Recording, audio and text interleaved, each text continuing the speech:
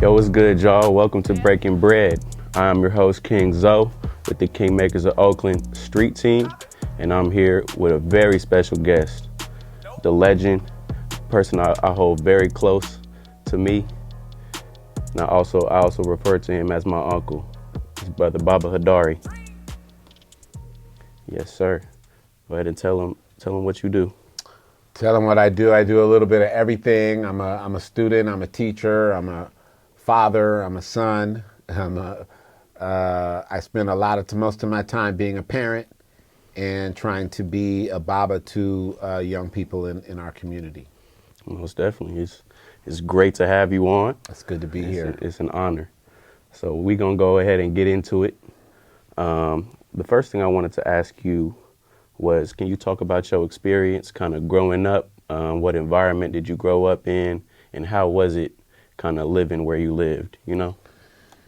Yeah, I mean, I was born in Northern California in Palo Alto. So my first place that I lived was in East Palo Alto. As a child, my parents were both going to Stanford University at the time. My father was getting his undergrad. My mom was supporting him. I think that when we moved onto the Stanford University campus, those are when my first memories are. So most of my life I spent on university campuses, at least my childhood. I was always around, near university campuses. And Stanford University was kind of the first place where I learned how to read, learned about relationships, had my first fight.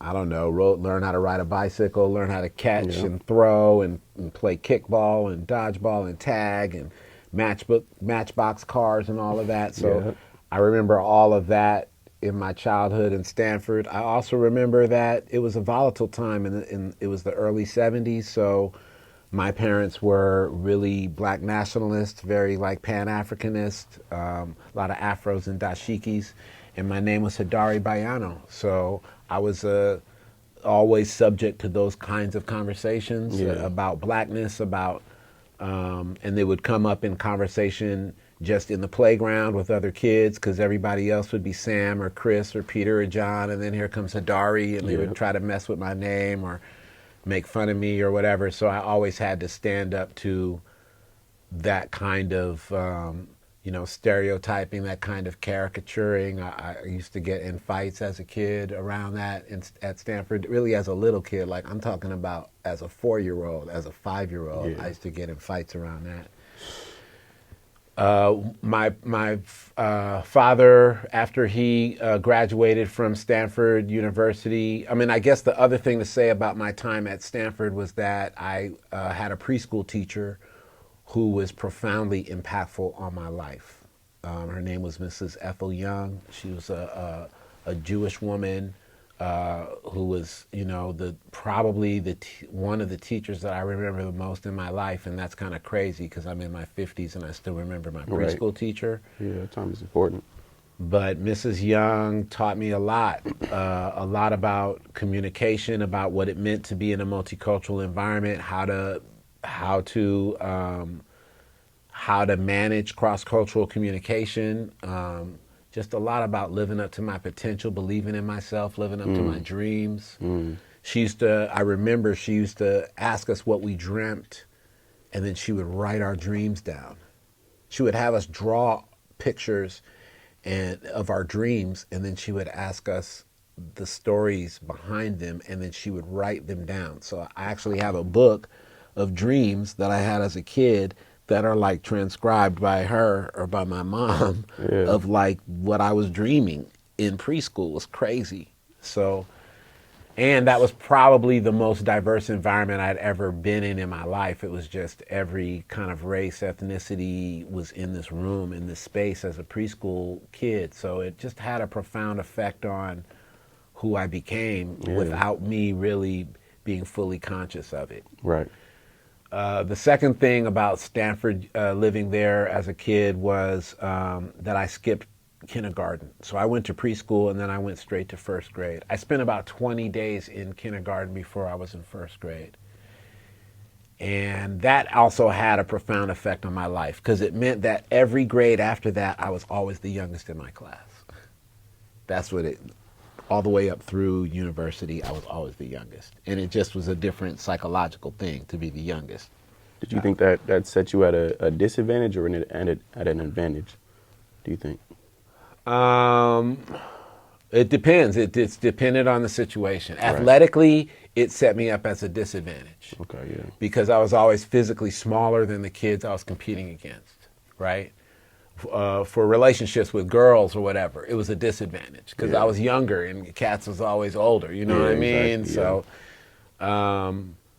So certain things, disadvantage. But I was really smart, so that's an advantage. No matter what, Right, that's an exactly. advantage. Like I was really smart. Like I could read really well. I could write. I could do complex mathematics. Even though I kind of skipped a grade, I was still always in the honors level and a lot of things when I moved forward. So I don't know. It was weird. It was just weird. It was different, because I just wasn't always at the same level as my peers physically.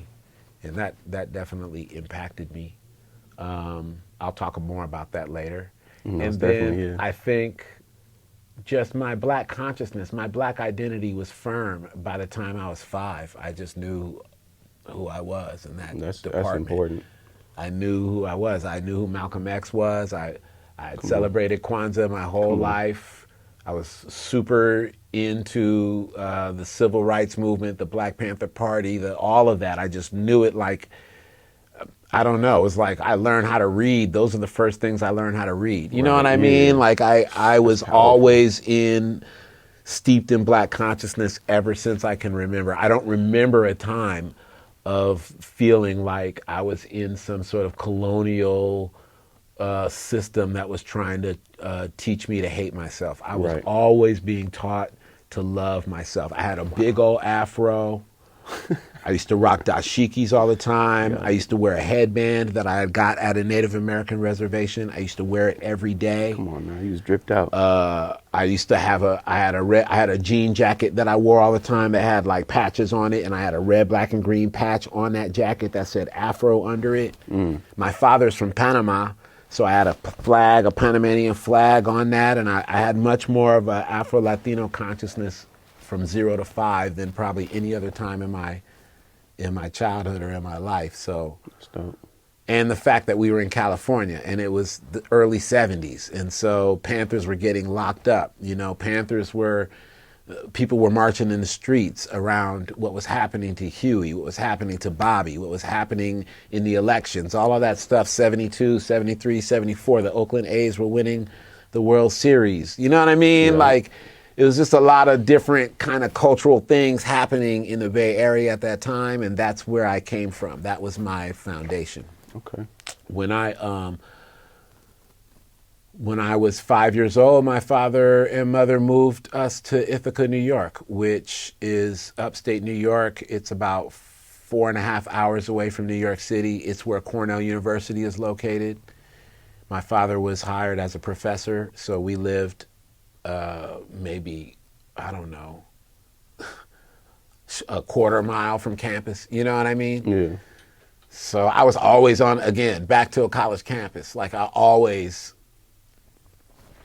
have had some kind of relationship from where I live to college campuses, to university experiences. So, but growing up in Ithaca was really different. It was really a culture shock. I was from California with the afro and the dashikis, and they weren't into that at all. They just had a totally different context for understanding blackness than I did. So I was the California kid. They used to call me the California kid. And I used to get in a lot of fights as the California kid. And I was there with my older brother, so he protected me a lot when I needed protection. But I just remember that there was a lot of conflict. I was so tight within myself too that I wasn't worried about interfacing anybody. I could have white friend, Asian friend, whatever, because I knew who I was. Right, exactly. Other kids, that they had challenges with that. My mom was a teacher. She was my school teacher, 2nd grade, 3rd grade, 4th grade. She was my teacher. Right. So that was an added pressure. Because I'm in class and they could tell on you, and it's like, I'll tell your mom. You know, it's like I had to be really on my point with my behavior. Like, I had to call my mom Mrs. Davis. I couldn't call her mom. Yeah. So I would get in fights, and I would get in like triple trouble. You know, I'd get in trouble for the fight at school, then trouble with my mom, and then I come home and get in trouble again for even getting in a fight at school. And how you gonna do that? Mom's a teacher, and you're just, whatever. Exactly. So, yeah, I feel like that particular part of my childhood was tough. Okay. I feel like my mom and my dad were just my supreme examples. My brother, they were just my supreme examples. And again, I was Hodari Bayano. This is just firm in my identity. So I didn't, although I have these conflicts and challenges, I still was able to navigate it just through the kind of belief that I had that I was going somewhere, that there was something that I was born to do, that I was called to and born to do something, which I don't know. I didn't understand other people who didn't have that. That's huge at an early age, kind of understanding your identity so early. I mean, I knew I was here for a reason. Yeah. I didn't know what it was or what I was supposed to do or, none of that stuff. But I knew that it wasn't an accident. Right. And a lot of times when I found myself in really dangerous situations, even all the way moving up to my adulthood, I don't go out like this because I haven't done what it is I'm supposed to do. And then whatever it is just clears out of my whatever it is. I've been on a plane and the plane starts shaking and I'm like, everybody's scared. And I'm like, wait. Nah, man, I ain't going out on this plane, man. Come on, you tripping. Next thing you know, clear air, we land. So part of your reality is your faith in the next moment. You know what I mean? Part of what affirms your power is your ability to believe in what you can accomplish in your next moment, not just what you're doing or what you have done. Right. So, but anyway, I grew up in Ithaca, little brother. I was in Ithaca all the way through high school. A lot of whiteness, a lot of racism, a lot of Jim Crow moments. I had some great people who had my back, some great black people in my life. My mom started YGB when I was just a kid, Young Gifted and Black. So I had that pretty much my whole middle school and high school experience. I had Young Gifted and Black. So that was really, really important. Can you speak on that? Because I remember that's how we got connected. My principal at the elementary school I was going to was your mom, Mama Davis, Principal Miss Davis at that time, and she introduced me to that group, Young Gifted and Black, and I was in it for like 10 years. But I know you was like one of the original like members. You know what I'm saying? But I mean, I don't want to hype it. Like, it was 1981 when YGB even started. It's not like it was, I was 11. Before YGB started, we had been performing as a youth group for a long time. Before it became Young Gifted and Black, we were just like an ensemble of kids who performed in Black History Month or performed at MLK Day. Like, that really was the only time we did it. It was like, we would kind of rehearse loosely, la la la. We would rock on the, and then it would be done. You know what I mean? Yeah. At least that's what I remember as a kid. I remember always it would come around to December, and it's like, okay, we got to start working on a song or some. Yeah.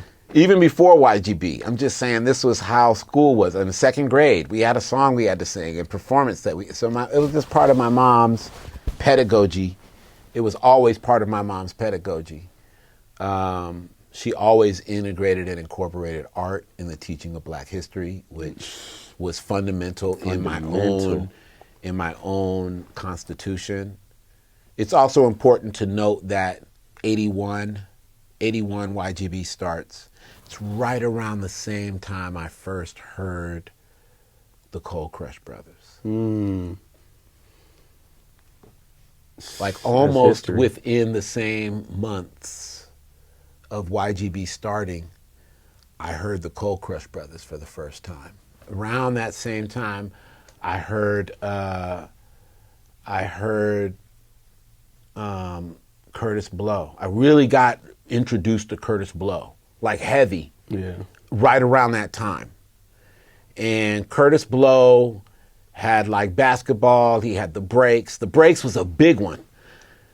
When we first heard the breaks, mind you, at the same time I'm hearing the breaks, I'm memorizing To Be Young, Gifted, and Black by Nina Simone, and I'm memorizing and performing The Ballad and the Bullet by Malcolm X, all at the exact same time. Sheesh. So just my consciousness with all of that was happening simultaneously, which is why it doesn't ever divorce itself in my mind. They're never separate. They're always this, because they were just embedded in me at the same time, right?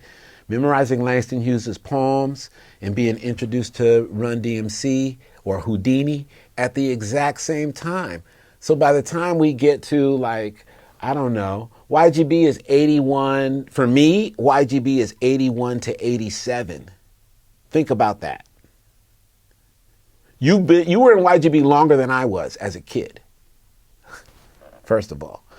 81 to 87 is basically the Cold Crush Brothers, Sugar Hill Gang, to like Rakim and KRS-One. So that's what I was here. This is what, when I left rehearsal, that's what I was listening to. Wow. When I was on my way to rehearsal, that's what I was pumping. Slick Rick, you know, that's what I was listening to on my way to rehearsal. And my mom is like, okay, take the shirt off, turn that stuff off. Turn that stuff off, get in line. You know what it is? Yeah, exactly. You know what I mean? Get in line. And then we're doing like Ella's song or something, or we're doing some Stevie Wonder or whatever. I'm just saying that all those things happen at the same time for me. So by the time 87 came around, and by the way, we didn't rap in YGB at all. We did not rap. The closest rap we ever did was like Signifying Monkey, or Ella's song, which is like, so we seen the mountaintop and he knew he could not stop, always living with the threat of death ahead. Young, Gifted, and Black was designed first for the young people in that room to learn Black history.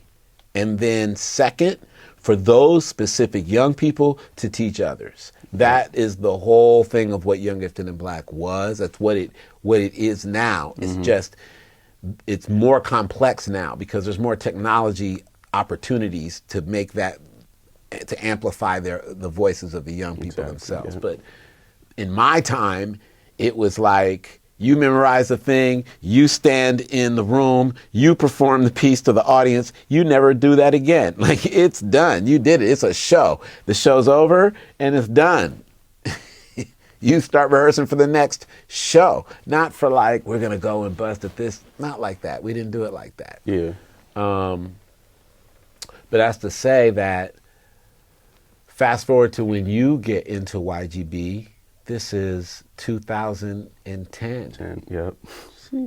So 1987, YGB ends in Ithaca, New York. 2010, YGB emerges in Oakland, California. There's a lot that happened musically, historically, poetically, creatively for Black people. That's an era. You know, that's an era when you're looking at 87 to 2010. That's a whole era. Yeah. So that's why your YGB was much more hip-hop influenced. Hip-hop was more at the core of it, the center part of the culture, and the way that you express. It's because of those 25 years that were different from my experience. Yeah. Most definitely, YGB just ignited a passion for me. Like I kind of already was into kind of hip hop and poetry and spoken word, but just being in that group, it was just so important for my like lyrical development, my identity, and just loving myself. To be honest, that group just taught me to love myself and my history. I wanted to ask you, what do you think? What's the importance of Black love at an early age, and how does that manifest into the community? Yeah, I'll start by just referencing you and the other young people who were in YGB, who performed those songs, who rapped those pieces. Like, it wasn't to teach you how to be a rapper. It wasn't to teach you how to be lyrical. I didn't even really go there unless you asked me. Right. If you asked me, okay, how do I get lyrical? I gave you the math. But if you didn't ask me, I'm not giving you the math, because that's not my point. Right. But I do want you to be unapologetically black. I want you to feel like if you're in a meeting and you hear something that's wrong, that you can speak without questioning yourself. That's it. Without second guessing your words or your passion or your intention, right? And even kids who came into YGB and were so shy when they walked in the door, like Messiah, for example. She's not standing for no injustice, though. At all. She'll be shy. She could be just as shy. Yeah, but when she sees the thing, she's gonna, it's gonna come out fierce too. Yeah. And that was the point. That was a big point for me, is that I needed to see another generation of black people come up who were fierce, right, and ferocious with their tongues. Okay. Another thing is that 2010 rap was whack. Like the rap that was out in the world was horrible to me. Okay, right. It was like it was like not music to my ears. It was like scratching a chalkboard with my culture. You know what I mean? So I was offended by a lot of the stuff I was hearing, and I was like, how can I make a contribution to the future so that when I'm in my 50s, when I'm in my 60s, I can actually hear music that I appreciate? Right. So that's a little selfish, but that was like, so I need to get these skills in another group of people who are actually going to take it, who are actually going to do it. You know what I mean? But I didn't do that with intent, but that was always in my mind. Like, I want to hear good music, and if I teach these kids. But before you, there were other groups. Like before YGB, in terms of hip hop, the hip hop part of YGB actually exists in a different lineage than the whole rest of Young, Gifted, and Black. So that may be a lineage that you're not fully familiar with.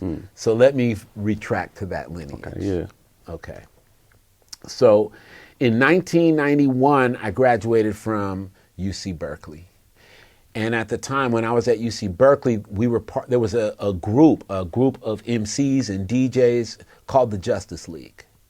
The Justice League was made up of a lot of MCs, people who produced radio shows. The Justice League was known because 95% of us were at UC Berkeley as students, and we also rocked all the parties, threw the best parties at Cal. Okay. 91, I graduate, and I start teaching at Berkeley High. 92, I'm teaching at Berkeley High. Walking across the quad, and there's some kids holding a cipher on the quad at lunchtime. And so I go and join the cipher. Now, the cipher's a problem for the school because the cipher always extends beyond lunch and people are then late to class, and it's a problem. There's always these kids out there. Can somebody do something about it? I just went and joined the cipher, rocked with them, and then I just started ending the cipher. Like, get to the point, and I would look at my clock and I'd be like, and I'd come in and I'd just do my bars, and then I'd end the cipher. Yeah. And of course, because I had the skill to end the cipher, all the cats was like, yeah, right, Mr. Davis. So that's how I got Mr. Davis. That's where Mr. Davis came from. It came from me rocking that cipher. Okay. That's history. The school was against the cipher. This is at Berkeley High because it was distracting. People were late. So I told the students who had the cipher to move the cipher to my classroom. So now at lunchtime, all the MCs from Berkeley High used to hang in my classroom. And then because they were there, again, this is just the lore of Mr. Davis. This is why Mr. Davis is, why now I get to walk on clouds with that name, even though whatever. Right. Anyway, so I had these cats in there, and then I was like, okay, the same thought that came to me in 2010 came to me then. The rap that I'm hearing right now, it sounds like garbage, especially the stuff that comes out of the Bay Area. How can I get these kids to be dope? Right. All right. Let me move back a little bit. When I was at Cal and we were rocking at the Justice League, we would go to all these clubs and all these bars and all these parties up around here, and we would bring kids with us. Like we would sneak A Plus and Opio and all Souls of Mischief. We used to sneak them into the club to rock the mic back then when they were in high school. Yeah. All right, fast forward. So I'm at Berkeley High. It's 1992, and I'm like, we need to have a hip hop club. We're gonna have a hip hop club. Okay. There was a film out at the time called the Dead Poets Society.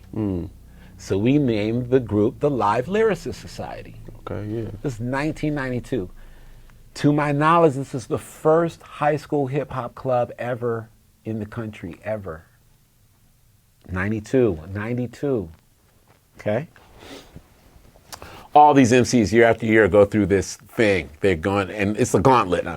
We're giving them, they're doing lyric battles, they're learning how to run ciphers, they're learning how to freestyle, they're learning how to beatbox, they're counting their syllables, they're busting off of different choruses. Like, I had all these different exercises, lessons. We did shows. I taught them how to sell tickets, how to promote their art, how to get album covers, all of it. I mean, even brought MCs to the school. I used to bring people to the school because I knew Davey D, because I knew Sway, because I knew Siddiqui and Tamu, who used to have one of the longest running hip hop shows out here in the Bay Area. So I had, Outkast came to my classroom when when they were teenagers. I had Wu-Tang came to the school. I had all of them too. It was like 5 or 6 of them was there. I mean, I had KRS came to my class and spoke in my class to my students.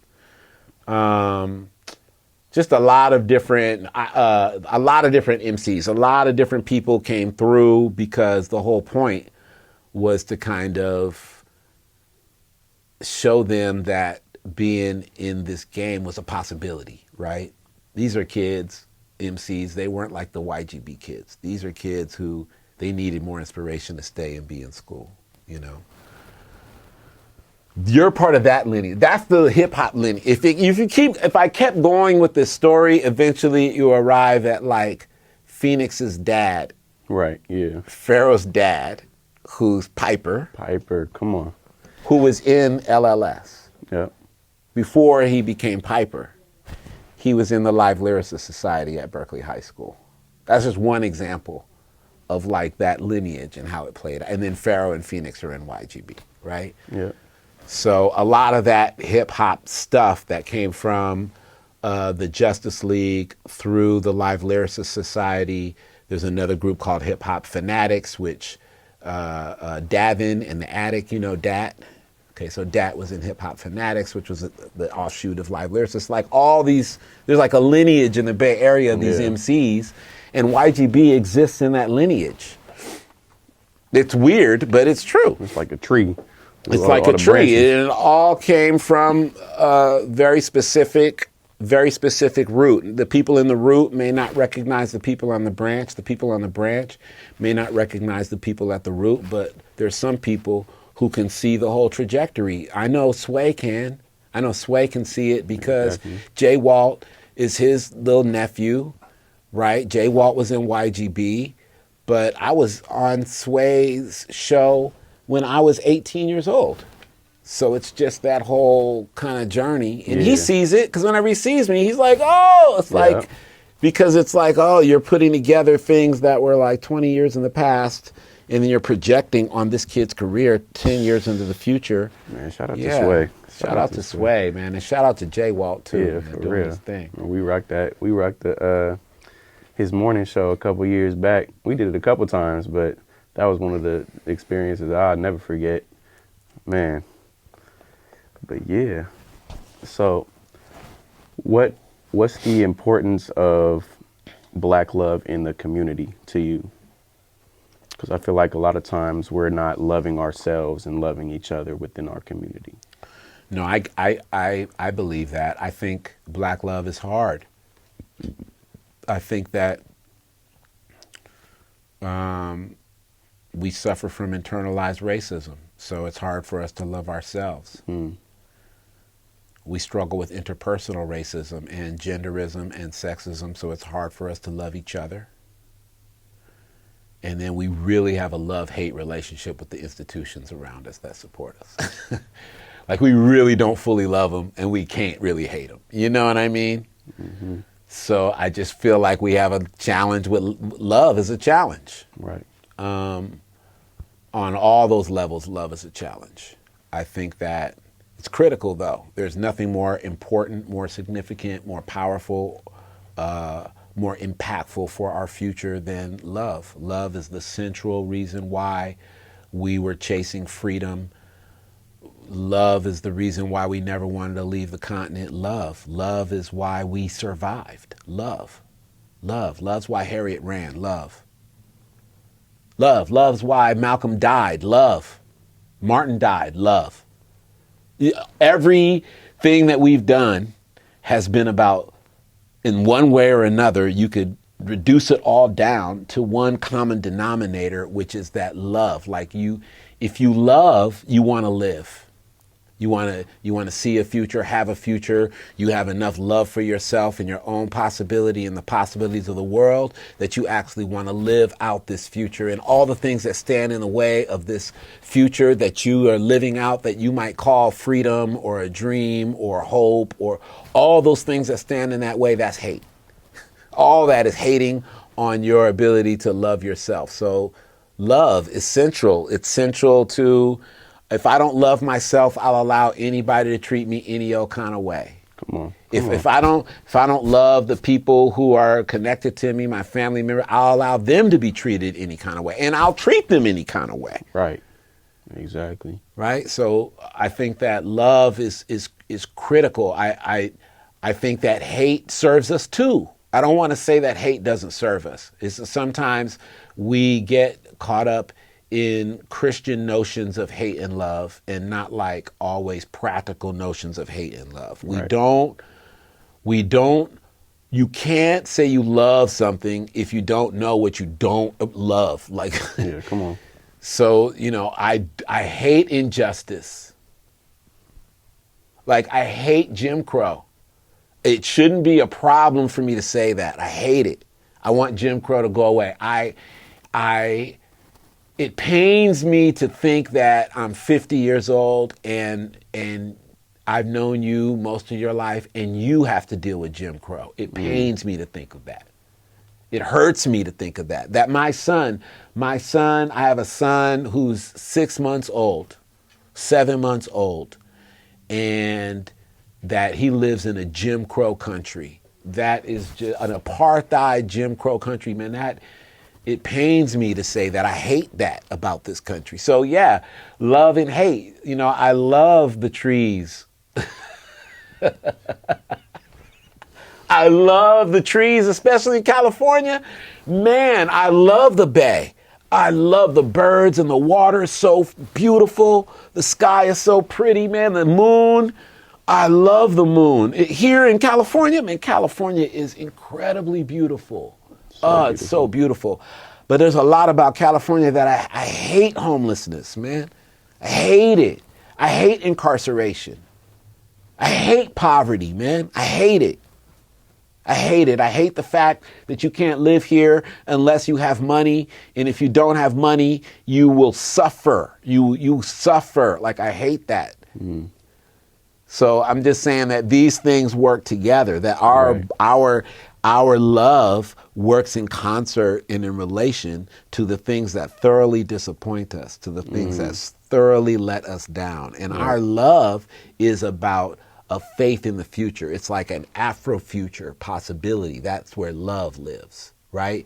And hate lives in that Afro-pessimism. That's where hate lives. And we have to make a decision. Are we pessimists or are we futurists? Yeah. I happen to be a futurist. So I have to rely and lean on love. All right, so I want to ask you about your organization. You have Edutainment for Equity. It's power in that name already, like, you know what I'm saying? So can you just elaborate on what that is? Yeah, Edutainment for Equity is a professional consulting firm. We create transformative experiences that affirm an equitable future. So our focus is combating internal, interpersonal, institutional racism. That's what we do. And we do it through trainings. We do it through events. We do it through our youth development program, like Young, Gifted, and Black. We do it in our collaborations and partnerships. Our work is really trying to affirm an equitable future. And what does that mean? That means that we have a vision of future possibility, that world based on love that we were talking about earlier. And I think we're trying to use all of our talents, all of our skills, all of our professional expertise to make that world a reality and work with as many people as possible to kind of enlist them in that cause. And so Edutainment for Equity, primarily the work that happens at E4E happens online. Most of the work that we do is digital or virtual, although we do some things that are in person. But since the pandemic, we've kind of transitioned everything to this kind of future perspective that we can use the technology to our advantage to achieve goals that our ancestors have been fighting for generations. And so, you know, we're just carrying the baton, brother. Carrying the baton for the next generation. That's what E4E does. Yeah, most definitely. And we gonna take that baton and we gonna run with it. Absolutely. You know what I'm saying? I know you are. I know you are. That's what it's all about. Most definitely. It was a pleasure having you, an honor to have this conversation with you. Brother Hodari Davis, where can people reach you? Where can they find you? How can they find out more about you? You can check out my company, Edutainment for Equity, Edutainment for Equity, or E4E Consulting. You can find that online. You can also look for proud2beblack.org, that proud number 2beblack.org, to find out more information about Young, Gifted, and Black. And I don't know, if you look for Mr. Davis out there, I'm sure you'll find me. If you look for a Mr. Davis hashtag anywhere in the world, I'm sure I'm one of them. Holla at your boy. Most definitely. Appreciate you. And for y'all that want to tap in with us, just anywhere, Kingmakers of Oakland, Instagram, Twitter, anywhere, tap in with us. Once again, I'm your host, King Zoe, and it was great rocking with y'all. Peace until next time. I'm a king. For this hate, for this fire that I bring. What I speak is in my veins.